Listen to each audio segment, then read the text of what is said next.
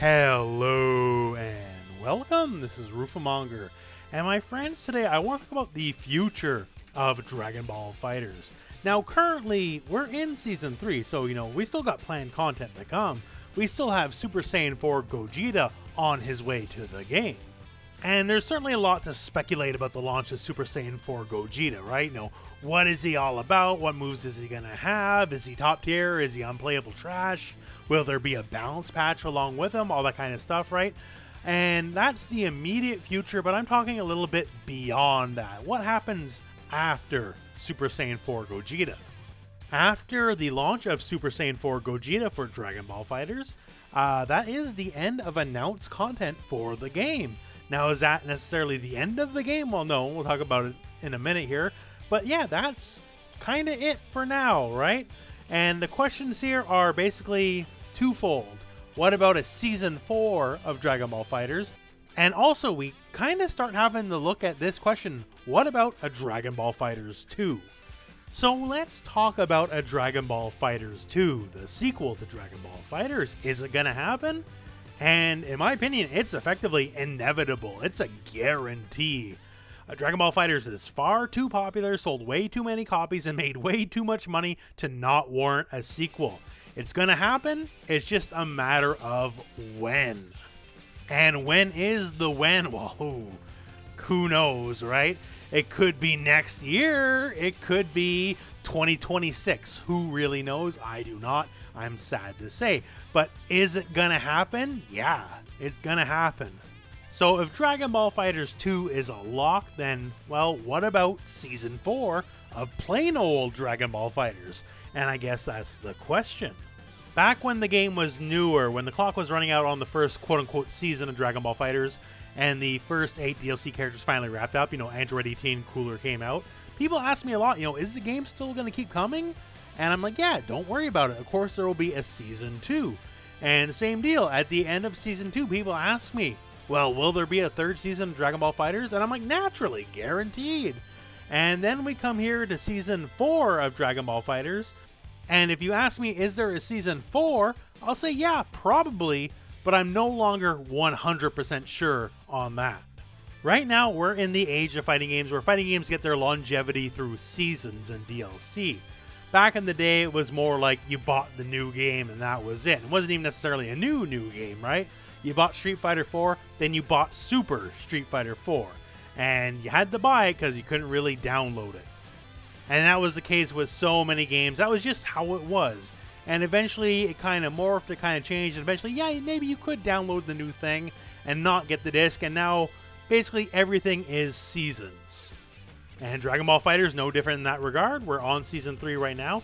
And not too long ago was Dragon Ball FighterZ 3rd anniversary. The game's now over 3 years old.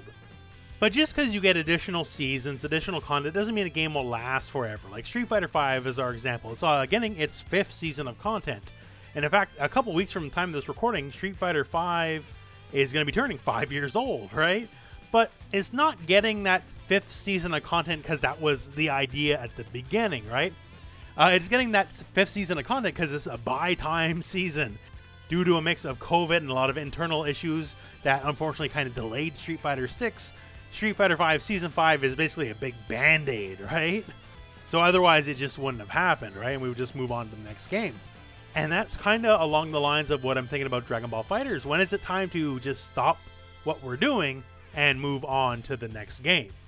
Because if there was to be a Season 4 for Dragon Ball FighterZ, what is the biggest thing most of the people would want, right? Everything outside of the most casual of fans. What they would want is rollback netcode. We want a better online experience than the one we've had for all these years. In a few months from now, from time of me making this video, Guilty Gear Strive comes out. This is the next game from Arc System Works, the people who make Dragon Ball FighterZ. And on top of that, being a legacy game with all that kind of stuff, yeah, it's going to have rollback netcode. And for a lot of people, that's enough right off the bat. Will Dragon Ball FighterZ get that rollback netcode in Season 4? It's honestly very doubtful. It's not like you can just copy and paste what they did for Guilty Gear Strive and just put it in the game. It doesn't really work that way. And there's the additional layer that it's not just up to Arc System Works, right? It has to be up to Bandai Namco. They're the publisher. and they basically have to okay everything that happens with Dragon Ball FighterZ, and they've been pretty clear before on stream, you know, just usual platitudes, oh, we can't do this because it's hard, all that kind of stuff. So would a Dragon Ball FighterZ Season 4 have rollback netcode added? While it's not impossible, it is very much improbable. Now, of course, that's certainly not the only thing you could be adding for Season 4 of Dragon Ball FighterZ. There's still plenty of characters to mine that aren't in the game just yet. We don't have Mr. Satan / Hercule yet. That's a big one. No Omega Shenron, no Dabura. Like, Dabura's almost like tailor-made for a fighting game, right? You can go with the newer stuff and add Moro, or you can even go into like the extended universe and add like Toa and Mira and all that kind of stuff from Xenoverse.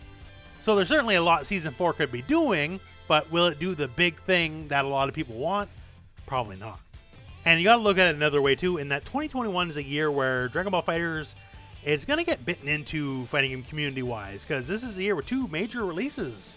We have Guilty Gear Strive, and we also have the King of Fighters 15 coming out. Now, Dragon Ball FighterZ is obviously still a great game, right? But it's the nature of the beast that people want to play the new thing. You know, I'm just as guilty as anyone else, right? I want to play Guilty Gear Strive. I want to play King of Fighters 15. So effectively, what I'm trying to say here is like the real true future of Dragon Ball FighterZ lies in a Dragon Ball FighterZ 2. Regardless of how many more seasons to come, because obviously Dragon Ball FighterZ is going to be around for a long time to come. No worries there. But a lot of the big things we need, well, we need a second game for it, because we are pretty much guaranteed to get rollback netcode in a sequel, sure, but as a patch for this game, not so much. And of course, a new game comes all sorts of new Flash, new Flare, all that kind of stuff that people want to see, people want to buy, all that kind of stuff again. So it'll detract from the newer games, also trying to take basically a bite out of the classic Dragon Ball FighterZ. So after Super Saiyan 4 Gogeta comes out, will there be a Season 4 once again? I think more than likely. And there's still a lot of gas left in the tank for Dragon Ball FighterZ, but I do sincerely hope there is a Dragon Ball FighterZ 2, if not already in development, at least it's swirling around in the mind of the developers, because there's a lot to be done both on the online play front, which Dragon Ball FighterZ would highly benefit from, especially because in 2021, this is finally the year of rollback netcode, and games like Guilty Gear Strive will be launching with rollback as part of the big deal of the game.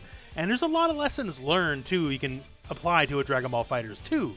Like, for those of you who have been around since the start of this game, think of how wildly different this game is now compared to how it was at launch, right? And the reason is because they kind of just went in by the seat of their pants, right? Not everything was fully planned out. Not everything was intended. And a lot of things changed across the way. Characters like Master Roshi are almost like a blueprint for what a Dragon Ball FighterZ 2 character might look like. So in the end, this is obviously wait and see. Because we still might be a fair bit away from the launch of Super Saiyan 4 Gogeta, let alone everything else that is to happen after the fact. I'm sure Dragon Ball FighterZ has a bright future, but it could be brighter yet with certain additions that we're probably not going to get, and that's why I'm very hopeful for Dragon Ball FighterZ 2. So in the end, first, of course, we have to wait for Super Saiyan 4 Gogeta to come out, because nothing else will happen before then. But after that, I guess we're in wait and see mode. And my friends, this is where I want you to come in here. I want you to post in the comments below what you expect out of a Season 4, if there is to be a Season 4, and also your hopes and dreams for whatever a Dragon Ball FighterZ 2 might look like. Maybe we won't get it soon, but we'll definitely get it along the way. So let me know what you think, and other than that, I guess I'm rambling too much at this point anyways, so that is the end of this video. So thank you very much for watching. Hope this video has found you well. Go out and play some Dragon Ball.